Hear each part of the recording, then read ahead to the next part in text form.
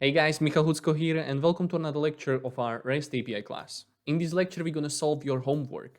So we're going to rewrite the endpoints for subjects to use the ORM and to store data in the SQLite. So let's go right into the code, into Visual Studio Code. So I'm here in the views.py, and previously we were using this subject list of dictionaries which we were running. But in the previous video, I showed you how to connect your Django project with the SQLite server. Yes, so let's open the SQLite just to show that I'm using still the same database which I was using in the previous video. So here in the SQLite Explorer, if you scroll down, this is the school app subject table, which consists of two subjects currently, right? So let's start by rewriting the endpoints one by one. First thing to do, we need to import the models into the views so I can use it. And here I would like to show you how we're gonna do it. So we're gonna use from, and now some of you may say, okay, so the views.py is in the same directory as models. So I can just go like from models import subject, right? But that's wrong, because when you are running this Python server, the Python server manage.py command resides in the root directory. So everything will be imported relatively to this root directory. In this root directory, there is no models. So because of that, you need to run like from school app import, and we're gonna import models, right? This is a good practice to import everything as models and then access it with the models that subject in this case, for example. Here I have my server running in one tab of Visual Studio Code, and in another tab I have my IPython shell, so I can show you what we're gonna do. So first thing, we need to change this get endpoint, which is returning lists of subjects. Currently, it's returning these subjects stored in this variable. So if I go back to recap and I run get, these two subjects are returned. This is not from database because the abbreviation part is missing, which we added to the database, right? So if I come back, and how I gonna rewrite this, from the previous video, you know that if I want to access all the data stored in a database, what I can do, I can just go like create a variable subjects, and I'm gonna store here like models that subjects that objects that all, right? All. But here is the problem. Models that subjects that all, if I scroll here, go here to this tab, returns a query set which consists of objects, concrete objects. And I'm using JSON response, and this JSON response is expecting a dictionary or list of dictionaries to be like passed as a parameter. Because of this will not work, and you will get an error if you try to send subjects JSON response to it here in the server log. Please try it, you will see there will be an error. So because of this, we need to somehow transfer these objects to dictionaries. And luckily, the ORM has a function which is called values, which returns query set of dictionaries. So this time the query set consists of concrete dictionaries. But this is still not good enough, because we cannot serialize the query set, or we cannot transfer the query set simply to JSON response. Because of this, we need to turn this into a list with the list constructor. So if I like cover it in a list, this will return list of dictionaries, and this is exactly what the Python is expecting to be parsed. So if I go here and I here put a function which is called like objects, right? Objects values, and I cover it inside the list. This one I'm able to serialize. So the server has been reloaded, and if I go back to the get request and I press send, I will get two subjects which are directly loaded from the database. So this time I'm using database. Simple as that. Now the next thing is the post request. Now post request can be a little bit tricky. So here we had these prints which we no longer need. And let's recap what is happening during the post request. So during the HTTP post request, the server receives a body as a binary. And we need to first convert this binary into a JSON, or in this case, a dictionary, because I'm using Python. And here we are using the JSON loads. So this subject dict consists of dictionary with fields which are being sent through the HTTP body, which I showed in the previous video. So now what we need to do, we need to create a new subject. And this new subject is like models.subject. And here I need to specify each field like separately, like name equals subject, square brackets, name. abbreviation equals new subject, square brackets, abbreviation. And this sometimes can be really difficult because you can have a lot of fields there, like hundreds of fields which are being sent in this body. So there is one trick. You can use this deserialization of the dictionaries, which will directly put all the key values from this dictionary as parameters, name parameters into the subject, where the name will be the key of the dictionary and the value of the dictionary will be the value of that parameter within this function. So in this case, we created a new subject, but from the previous video, we need to store or save this subject with the save method, okay? And thanks to this, I'm able to create a new subject. Simple as that. Now, some of you may say, fine, in this case, JSON response is okay. Look at what we are returning here. Subject dict is the dictionary, and JSON response can have a dictionary on input, so everything is fine, no error will be there. So if I go back to the postman, and right now I have just two subjects, and let's say I want to create a new subject, I go to the post part, and I would like to add here a chemistry with the abbreviation of chem. So look, I don't need to specify any ID, right? The ID is automatically added here. Why? Because the relational database is using the auto-increment field of SQLite in this case, and that's default an integer, which is like starting from 1 and incrementing it by itself, right? So I don't need to specify. Previously, I had to put it here in this post request, but right now, because this is automatically provided by the database, and database makes sure that for each unique subject, there will be unique identifier, I don't need to worry about this. So when I send this right now, I see this is the chemistry chem, which I was expecting because I was putting it there. And if I go to the subject get, I send here, right now there are 3 of them. So everything is working perfectly. Right, let's go next. Let's go to the details part. Here I'm specifying in the query parameters the ID which I'm interested in. I would like to get the body of this part, right? So how are we gonna do this? So first things first.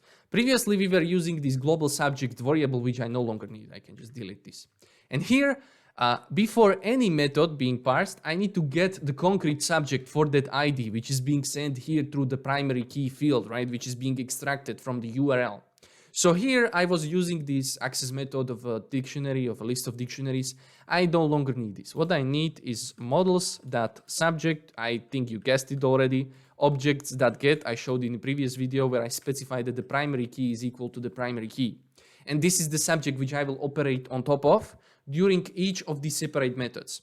I would like to mention here one thing. You can access this or you can try to solve this problem in different ways. And on the internet, you will see a bunch of blogs saying different things. I decided to go with this get part. For example, you can, instead of using get, you can put here filter, right? And you can then operate on top of query set because filter is returning query set, right? Which I showed here. But the get part is returning a concrete object, right? So if I go like this and I go pk equals 1, this is a concrete object. And I'm gonna, work on top of this concrete object. And I decided I will do just this part. Before we go next, notice this line 32. Here, before we were expecting some stop iteration error, which was indicating us that particular ID is not stored in our variable.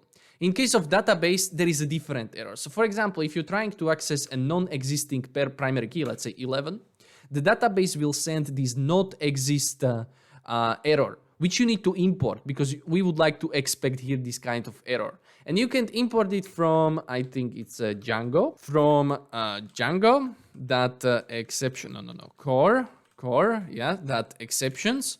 Import does view does not exist. No, it's object does not exist. Perfect. And this is the kind of error which you are expecting here. And if this error occurs, I would like to say, sorry, there is no subject with this ID. Please try again later or with different ID. Perfect. So this is simple. What's next? I need to return again a JSON response of this subject. And because you already know, when I go like this primary key 1, this is type subject. This is concrete object. And I cannot just return this. I need to somehow transfer this into dictionary. And again, here I would use one of the helper functions of Django. So if you go here like from Django, and this is forms, and then there is models import, and this is model to dict function which I'm gonna use. Let me just demonstrate what this is doing. If I cover the return value of this function in this function, I'm sorry. So I need to import it first. Yep. Here I will store this part in the subject variable as I'm doing in the views. And now if I go like model to dict, yes, and I put here the subject, this will return a dictionary representation of that particular concrete object. So this is the thing which I'm going to use to return during the get request here. So here, and this will satisfy the JSON response expected value. So if I go here and I would like to know the concrete representation of subject 1, that's mathematics, and let's check the 3, which I added like a couple of minutes ago. This is perfect. And when I put here, for example, number 10, this will end up with the 404 not found. There is no subject with ID 10. Perfect. Everything is working perfectly. Let's go next. The next thing will be a little bit trickier. The next thing is the update method. Again, this is a put method, right? The update method. So first I need to parse the binary which I'm receiving through the JSON payload, which I'm transferring then to dictionary, and this new subject will contain a dictionary which I would like to insert into my database. I will delete the old part. So how I'm gonna do this? So right now in the new subject, I have a dictionary with the new data. And in the subject variable, I have this concrete subject. So subject. And right now I will use a little trick.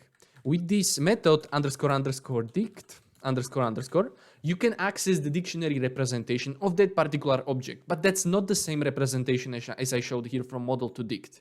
This representation has also this parameter or this key called state. And this is like a concrete representation in memory of that particular object. So this object remembers also where it's written. It's not just a dictionary, right?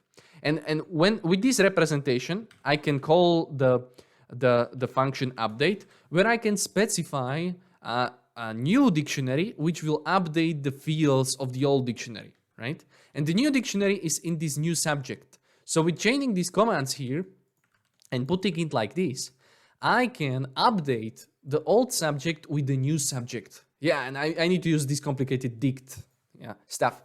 As I said at the beginning, there are a bunch of different methods or ways how you can solve this. Please go to the internet if you don't like this and check out, for example, how you can solve this with filter, right? Filter doesn't need this part. You can call update on top of the filter methods, right? But again, it's complicated when you want to delete something. But this is just my solution, which I would like to solve like this. Fine. So in this way, right now, the subject variable will have a new value. And what you need to do is store this value with the save method to the database, right? So when I run it like this, the server will reload again, and I go back to the postman, and I go to the put request, and let's say I would like to change. So these are the subjects which I have right now in the database: history, chemistry, and mathematics. And I would like to change this number 2 to, let's say, XXX, so we see how it changes. So if I press send here, the change happened because I received the dictionary representation, which I was sending there. Everything is perfect. And when I go back to the subjects and press send, you see that the number 2 has different fields based on the request which I sent. If you don't trust me, if you come back here and you check for the table, how does the table looks like right now, you will see that in the table there are 3 records, which one is XXX. Perfect, so that's the put method. Now the last thing, which will be the simplest one, I promise you. The last thing is delete, and deleting subject is simple as running subject delete. Delete, right? In this case, I think it's delete, not sure if not remove, but it's delete, right? So, and what will delete do is it will look at the concrete variable, the concrete subject, and it will run delete on top of it, and it will delete it from database. And it's simple as that, nothing else I need to add here. And if I go to the postman and I go to the put and let's delete the ugly XXXXX, it's number 2. And when I run send here, you will see that, it's taking some time, and you see that there is no response, no content. So, but I know it's correct because the status starts with 2, right? And I specified it. If everything works perfectly, I should get 204. That's what I got. So if I go to the subjects and send the request here, right now there are just 2 of them. And the number 2 is missing. Just please keep in mind, when you would like to add the new subjects right now, it will start from 4, right? Because the auto increment field is memorized by the database, and it's like it continues to grow. It will not backfill for number 2 and stuff like this. Perfect. So that's everything. How do you like it? Right now you can get rid of this subjects variable at the beginning because we are no longer using it, right? So if I press save here, the database, the thing is still working. And the best part of it is right now you are using relational database. So everything is persisted in in the database. So if I right now shut down the server with Control-C and trigger it back again, the data will be still stored there. You are not losing the data or the changes which you are doing between each runs, right? So if I go back and press get, still the same data. Perfect. For your homework, try to create a table and the representation of this table, which is called teachers.